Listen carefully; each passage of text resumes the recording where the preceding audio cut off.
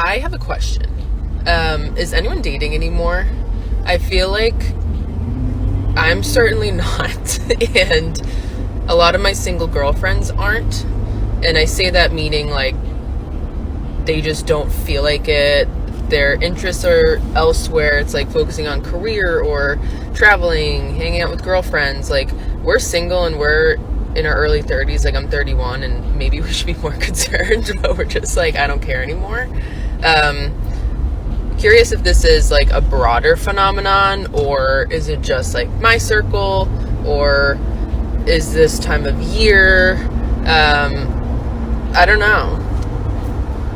I just wanted to pose this question. It's crazy and kind of great. Not gonna lie. Liar, liar, your pants on fire. Oh, sure, I can tell you're just having a grand old time there, sister.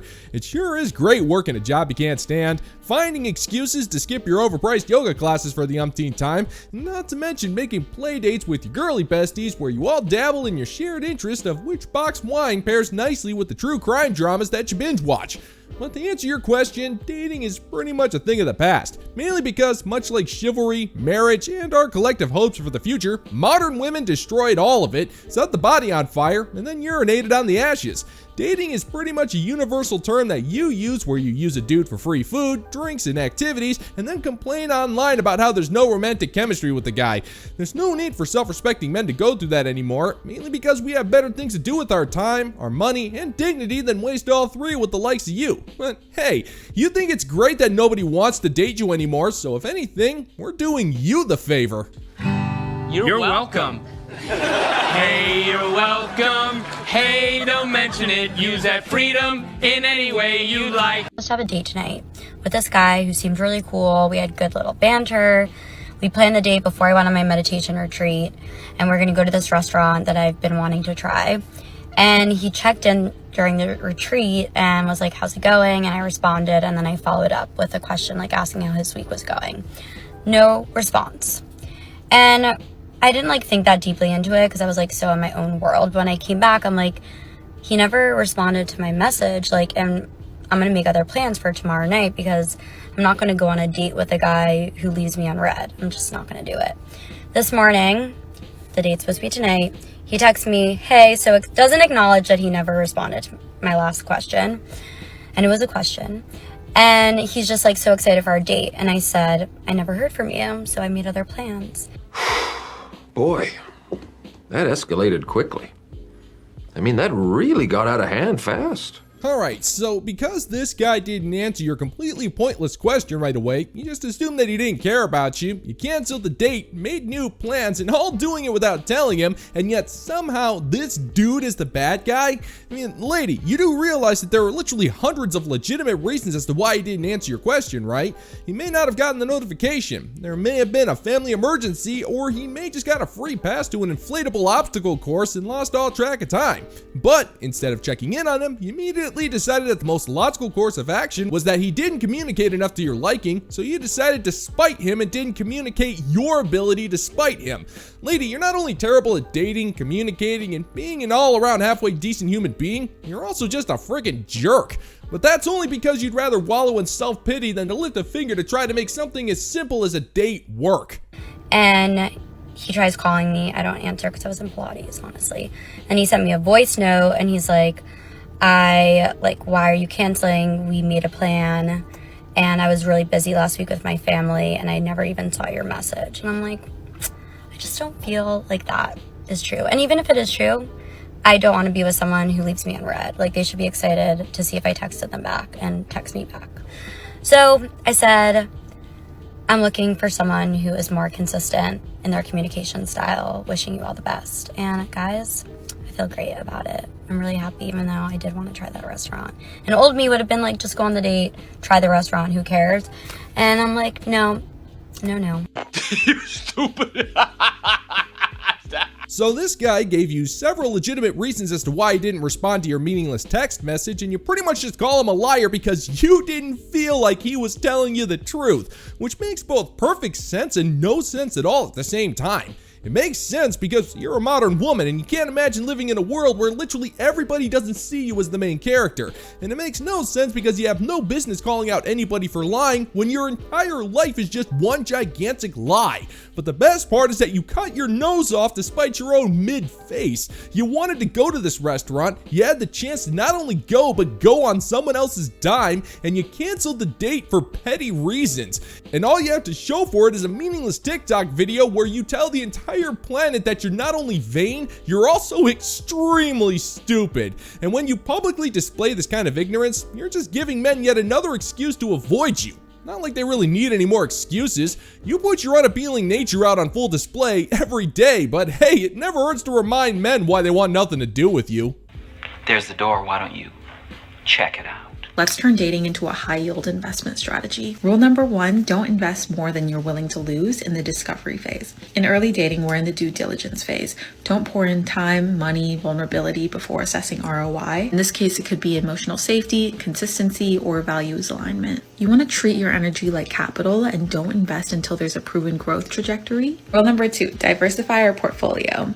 Until someone's explicitly offered us a deal, aka a relationship, don't act like you've already merged. Talk to multiple people, learn your preferences, and observe patterns. But when it's time to lock in, consolidate, commit, and optimize that one investment. Rule number 3 is exit early when the fundamentals aren't sound. If the core values don't align or the emotional books don't balance, cut your losses and leave early. Staying out of ego is a profit move. That is it for today's lesson. Not that I could teach you experts anything, but I just thought it was a fun little metaphor to play around with. Let me know if you guys want more videos like this. Now that I'm done yapping today, I actually have to get back to work.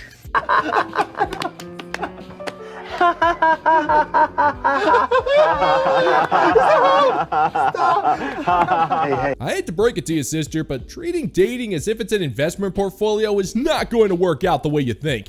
Mainly because modern women treat dating with 99.9% emotion.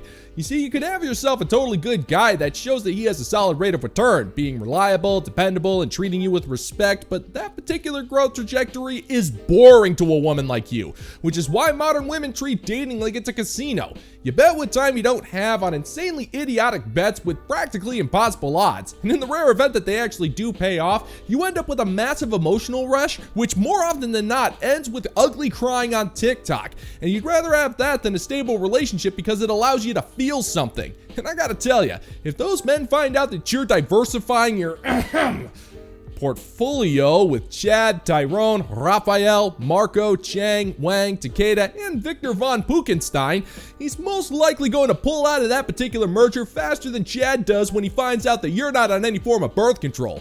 And if you're at the point where you need to be applying investment metaphors for your dating life, then you're already doomed there, lady.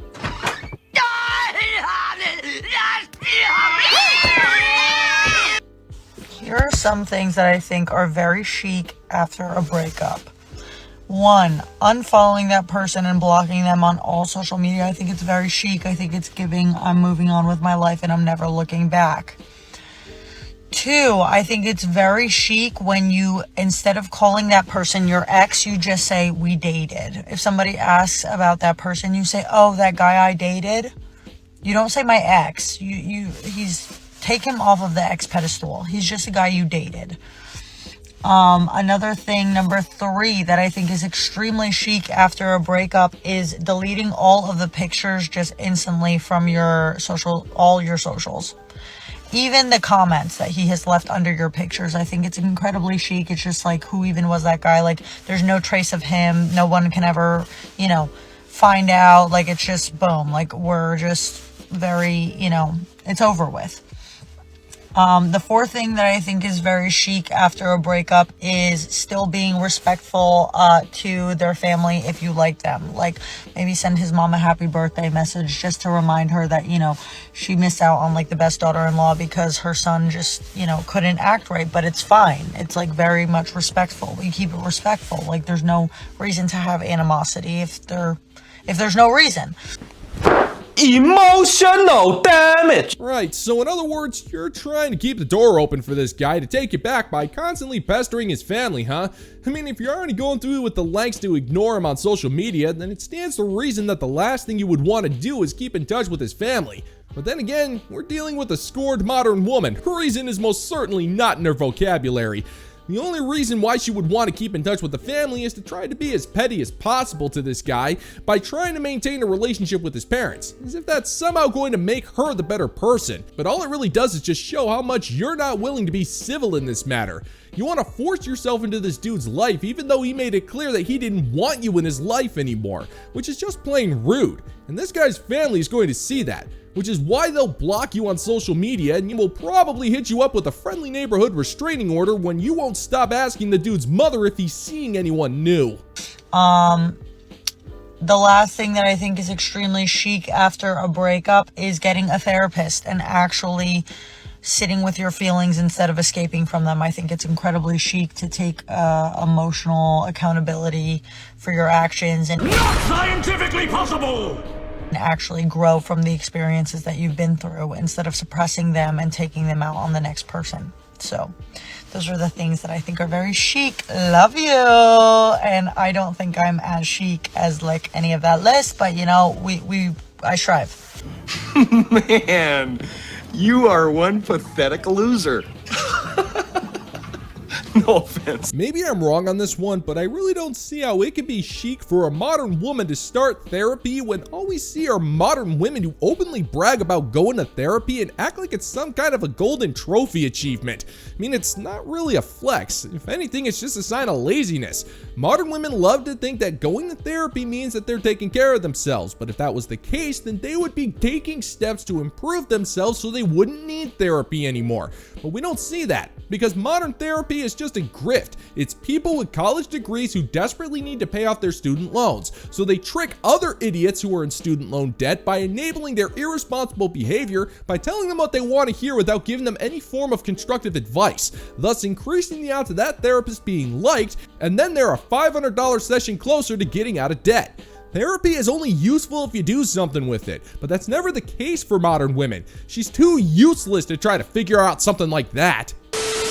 Just want to take a few moments to say thank you to the fine members of the Bounty Board over on Patreon for their continued support of my work as I get content out to you fine folks every single day. So to the fine members of the Bounty Board, I cannot thank you enough, and this one's for you. All hail! And if you're interested in supporting the channel, check out the Bounty Board over on Patreon, where $5 a month gets you access to exclusive content you're not going to find on YouTube. I'll leave the link in the pinned comment down below for you. I'm shaking. I just got home from a date. We were going to an event and dinner. We did not make it to dinner. He just dropped me off at home. I'm back home. I've been gone for an hour and 15 minutes. I'm back home. And I have a friend coming to pick me up right now. I just asked him to take me home. You know the amount of times I have wanted to do that while on a date and I didn't, and I just sat there and grinned and bared it. A guy does something or says something or is something that I just don't jive with, and I stick around because it's the polite thing to do. No more of that, girls. I finally just said, look, I have to be really honest. You just did this thing that is really not my vibe and it's turning me off, and I don't think I can make it to dinner with you. To his credit, he took it really, really well, and he said, okay, I actually completely understand. Thank you for telling me, and let's go ahead and get you home. He also asked me out on another date. Like, no. Come here. This guy's happy. Come on. Cool.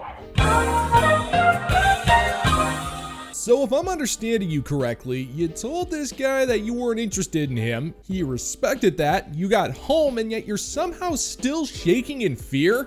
Well, considering that you're 39 and your love language is endless red flags, your turn-off to this guy could be practically anything. It could revolve around meaningless politics, the fact that he just wanted to smash and you don't, or that he wanted dinner to be split 50-50. I mean, the pointless excuses are endless with a broad like you. Now, if you had legitimate boundaries, then more power to you. That'd be totally fine. But with modern women, it's impossible to tell when she has a boundary or a straight-up demand. and this is made all the more confusing when she refuses to elaborate on what these things are, but that typically because she knows, just as much as we all do, that these so-called boundaries are so dumb that they shouldn't even be allowed to be exposed to the oxygen. But that doesn't stop you from trying to be the victim, even though you're almost 40 and still single. And if you're that much of a screw-up, then there aren't enough boundaries in the world that are gonna make you look sympathetic, sweetheart. No one makes friends with a failure.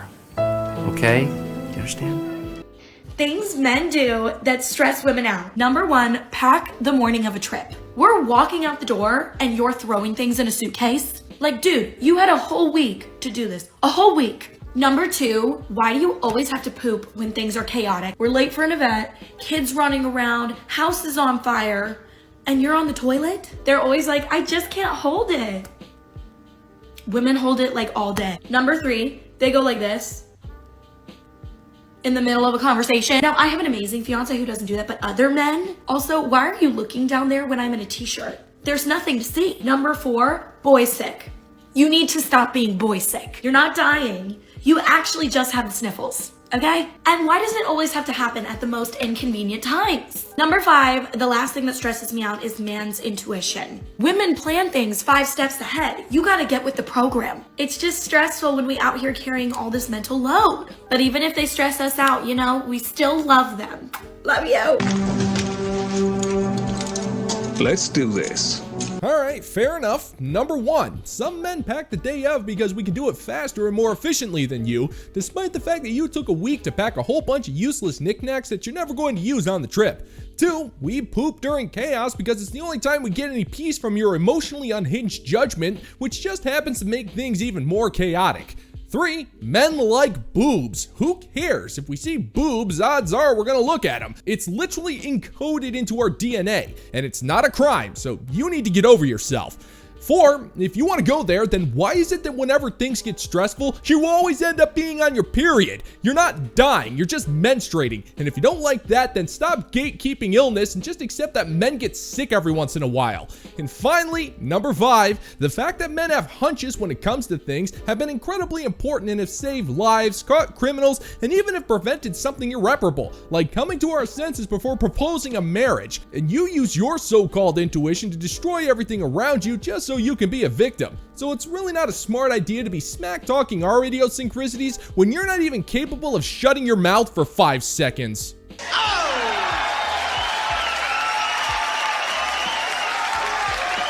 And that's gonna do it for today's video, gentlemen and gents. And as always, if you find that my particular brand of comedy is bringing you to the brink of laughter, then why don't you scroll on down and click that like and subscribe button, ring the notification bell, leave a couple of comments, and be sure to share this video so we can give the good old-fashioned middle finger to the YouTube algorithm.